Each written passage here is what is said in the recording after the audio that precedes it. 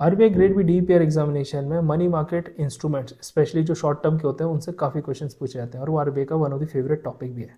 अब इसको कैसे टैकल करना है, क्या समझना है। सबसे पहली चीज़ है कौन इशू करता है, और इशू होने के बाद क्या ये नेगोशिएबल है, और नेगोशिएबल है तो ट्रेडेबल कितनी तरह से है। तो ये तीन तरह की चीज़ें समझ के आपको समझना होगा कि ये इंस्ट्रूमेंट्स कैसे यूज़ होते हैं, इनका क्या पर्सपेक्टिव है।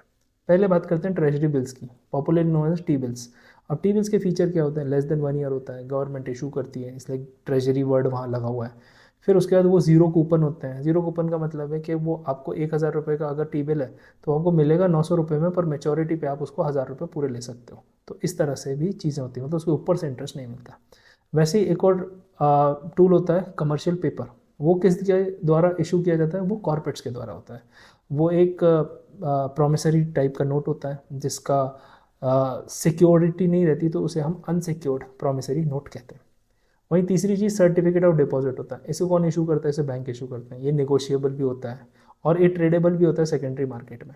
तो इस टाइप के जो छोटे छोटे टूल्स हैं लेस देन 1 ईयर वाले, उससे आरबीआई कई बार क्वेश्चन बनाता है और उसमें कन्फ्यूजन भी होता है, क्लैरिटी भी नहीं मिलती, और कई बार वो डायरेक्ट डेफिनेशन भी नहीं पूछते, वो एक एग्जाम्पल या स्टोरी लाइन बना के आपसे पूछते हैं।